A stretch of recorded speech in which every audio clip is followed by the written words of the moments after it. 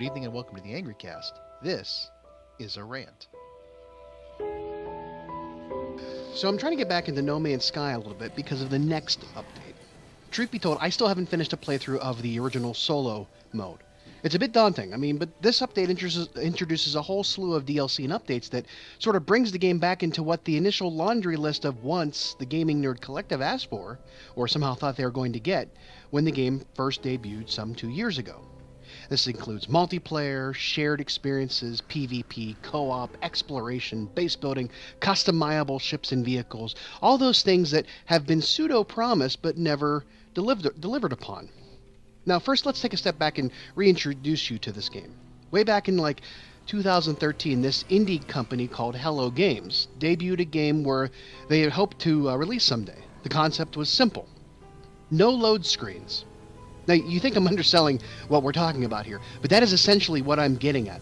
Think about games like Skyrim or GTA or Fallout. You get into a world or area in the game and you want to go into a building or travel from place to place. But when you do that, it cuts to a load screen and the action in the background loads for the next portion of the game. Now, how many times have we clicked on a door by mistake or had to wait forever to exit an area that we really didn't want to go into? And if you recall back in the days of GTA 3, whenever you traveled from one island in Liberty City to the next, you hit a load screen. Sure, you could see the land on the other side of the bridge, but it didn't have anything over there but the overall textures. There wasn't any cars or AI running around, no police chasing down gang members. It just served as a place marker on the horizon. But with No Man's Sky, we were talking about a space exploration game, not just a simple city island game. And when you consider what that would entail, traveling through space and finding a planet to go explore, or entering into a space station, as a seasoned gamer, you assume that meant, oh, there's going to be load screens all over the damn place, every time you crossed that threshold into a new environment. But No Man's Sky promised no load screens, no disruption, no loss of immersion into a gaming experience where you could hop from planet to planet throughout the vastness of space and not let off the gas. And again, I'm not bearing the lead here. Think about what that would mean. A space exploration game, a game in which galaxies would be explored, a game where you could travel millions of miles or light years, a game that would promise millions, actually quintillions of worlds to explore and not one load screen in between if you chose to explore them all before our own sun exploded into a supernova. Yes, I said quintillions, by the way. That means a shit ton of planets, each with its own ecosystem, each with their own flora and fauna, each with a host of aliens to interact with and trade. The game was swinging for the proverbial fences here in a time when the most expansive use of technology was a game where you stole cars and the graphics looked semi-real. But as hype grew around the game and graphics and machinima became available, the legend of what this game would grow and grow and grow and just continued to grow beyond the borders of its own hype. But as hype grew around this game and the graphics and machinima became available to see, maybe they were hopeful. But for most, including me, we were expecting this epic game of exploration where we could discover galaxies and planets and every species of creatures and name them. And that would become permanent in the lifetime of the game. Your planet name, maybe you named it Planet McPlanetface, would be yours to cherish long after you moved on, and other explorers who came by, maybe from different states or even different countries, could swing in and see Planet McPlanetface discovered by Wampa Lover 212, along with all the goofy named creatures you discovered on that planet. Believe me, I've done it. But people took that as a declaration that No Man's Sky was going to have multiplayer aspect to it as well. Now, in their haste, the developers probably said, yeah, sure, not really thinking that they would either have to deliver this on day one or even have such things in the game, but still promising this black box of epicness to be pushed out for the final release. Days ticked by and we all waited for this thing to drop, and finally when it did drop, it was immediately polarizing. Oh, the game was too repetitive. Oh, there's no multiplayer. Oh, and the complaints came from and this little indie company that released a $60 piece of 70s sci-fi space exploration with a kick-ass soundtrack and fully developed planetary trading system got railed relentlessly by nerds who wanted to shoot each other with spaceships.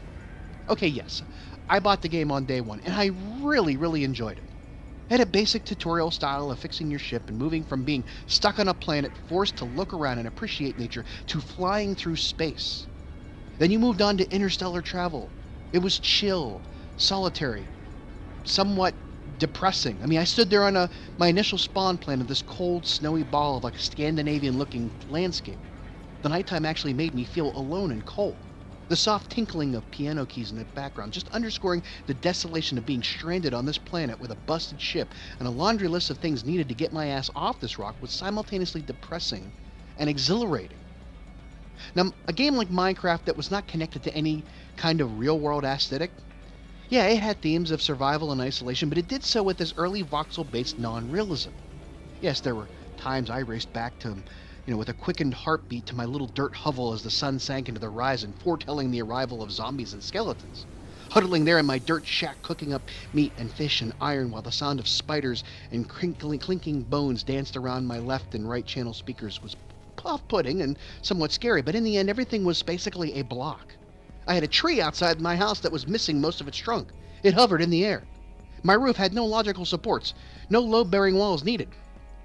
But here, in this game now, this Moog-infused atmospheric soundtrack backing my initial launch sequence as I pointed upwards towards the sky and broke free from the icy confines of my spawn world into the gaseous fog of space, and the Morse code of static that pumped through my ship's screens as the rocket thrust subsided and I entered into the silence of the vacuum of space, fixed on a few trails streaking across the darkness towards a triangle in the distance. I felt like a real space explorer. And it never stopped to load another screen. From the point I left the planet to the point I got into that triangle space station, I never stopped. Sure, after visiting the umpteenth world and seeing the same gecko-faced or Daft Punk-faced looking aliens laughing at me as I missed their math questions and failed to understand their language, it became apparent that this game had to recycle a lot of its core programming along the way. Every planet had similar features: acid rain, blazing radioactive deserts, ice cube rocks, and the occasional humid rainforesty Florida-like world that forced you to stock up on dry socks and Gold Bond powder. The googly-eye crabs that attacked you and the big dumb mouths with two legs chattered around you as the goofy, portly Pokemon rejects dug up valuable piles of poo in reward for feeding them iron, became an everyday sight as you tried to search out where the hell that last flying pterosaur was to complete your Autobahn guide and get 50,000 credits, which you needed to get materials to build a new warp cells. Still, no load screens. I flew into a space station, traded some cubes I found, left the space station, flew to a planet, found more, came back, and eventually made 1,000,000 units, all while never putting the controller down to wait for the game to load up. It was beautiful. It was art. It was cathartic.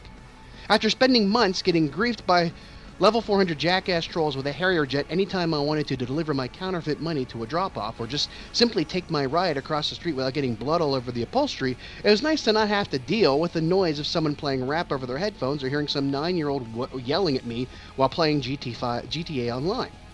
And let's agree, the public lobbies are the worst, and quite frankly, No Man's Sky offered me a chance to get away from all that noise.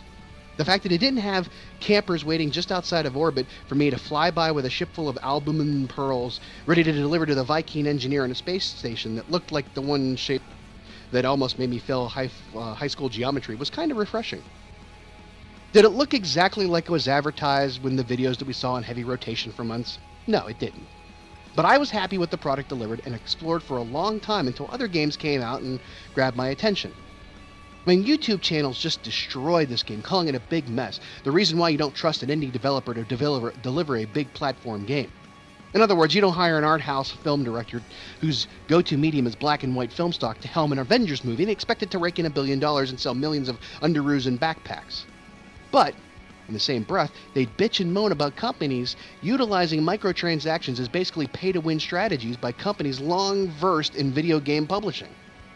They would churn out half a game and force you to grind for months in the same 3 maps, or spend hundreds of dollars to complete and unlock the most basic of reskinned worlds, characters, weapons, and vehicles that would later get nerfed anyways because of some update.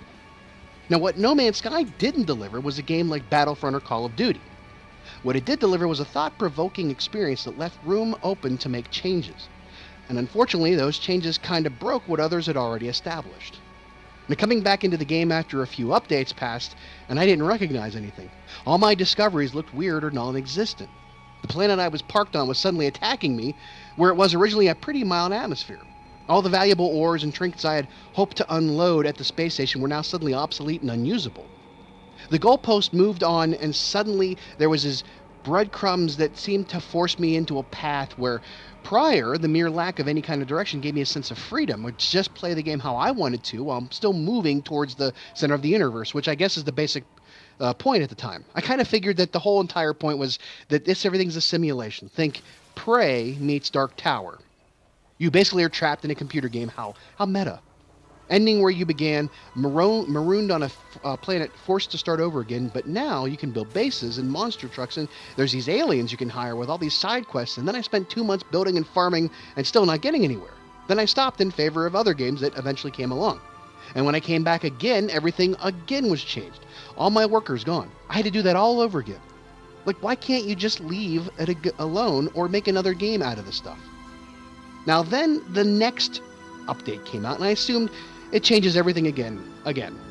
It's not that I don't welcome the idea of a multiplayer experience. The solo player aspect and the multiplayer aspect of GTA Online is great. If there a way to fully be able to play the online experience alone with all that entails.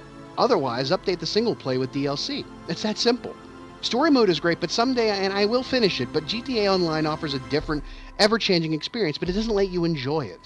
You can't partake in all the cool things unless you have a crew to play with or play with 32 other assholes that blow everything, you own sky high. I mean, there could be competition, but, slate that as a separate slice of the overall pie. Or, make lobbies similar to, your own level of play. Don't put a level 10 with a level 400. And let's face it, we're humans. It's our nature to gravitate towards being the worst possible of our existence. Especially when there are no controls to stop it, and it's done in a semi-anonymous way. You pop into the game, you blow everything up, and then leave. Now, there can be some fun trolling and PvP shenanigans, but designate lobbies for such things. One of the greatest things about Minecraft multiplayer servers was that you could choose to use one dedicated to such barbarism if you wanted to.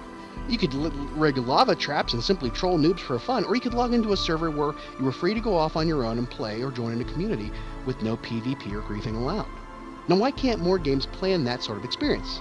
Still, I will give this my best, and I will maybe make it to the end of the road, starting over again with a new game, tackling the ever-shrinking universe, filling up with slovenly basement boredom bedroom dwellers thrashing, metal chat, audio pumping, Arrested Development mouth breathers that would even make Sid from Toy Story shake his head. Until then, I'm going to keep trying to get to the damn center of the universe and hope that I can get there before things change again. I want to thank you all for listening, and you have a great night. Bye-bye.